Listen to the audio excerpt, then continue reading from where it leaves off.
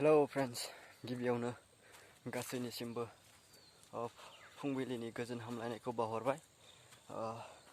लोगोसेयावनो बयनिसिमबो गोसो गोरबोनिफ्राय खुलुमनाय आरो सिबिनायखौ गासैनिसिमबो बावहरग्रोनाय थाग्रोबाय। दायो आङो दंफैयो नैबे जार गामिनि फिल्डआव, माने प्रेक्टिस खालामनो फैदोंमोन आङो। दिनैनिफ्रायसो माने गिबि स्टार्ट खालामफिनदों आङो रानिंखौ। आसाम पुलिसनि AB आरो UBनि जि इन्टारभिउ जादोंमोन, बै इन्टारभिउखौ होखांनायनि उनाव उननिफ्रायनो आङो गोबाव सम खारनायखौ बन्द' खालामनानै दोनथ'नाय जादोंमोन। दिनैनिफ्राय फिन जागायफिनबाय। मानो होनना बुङोब्ला गोबां दायो जि रेलिनि इन्टारभिउ फैगासिनो दङ। फारसेथिं जोंहा इण्डियान आर्मिनि जि रेलि, बियो हयथ' मार्चनि गेजेराव जानो हानाय, 2021नि मार्च दाननि गेजेराव हयथ' जानोबो हागौ।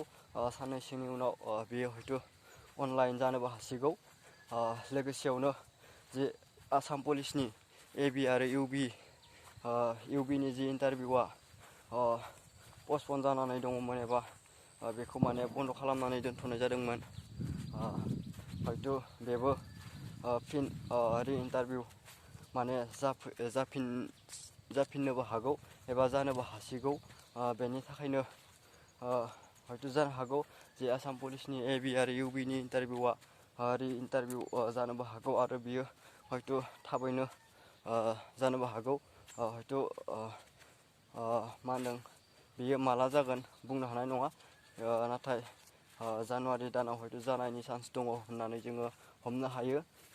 जायखिजाया जि रानिं जि प्रेक्टिस खालामनाय, बियो अनलि जि मोनसे सार्भिस एबा साख्रिनि थाखायल' नङा।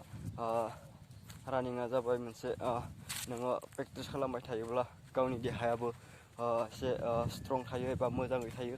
बेनि थाखाय एक्सारसाइस, जायखिजाया खारनाय, जायखिजाया एक्सारसाइस खालामनायखौ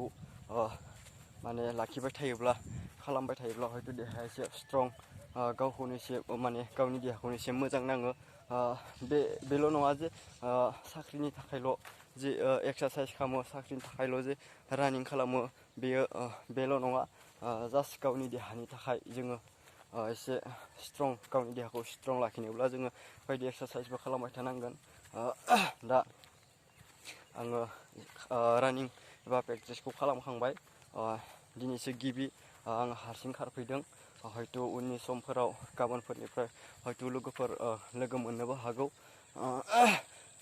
दा सान्दुङाबो दुंदों बिराद, बेखायनो मोजां नुवाखै भिडिअ'आ।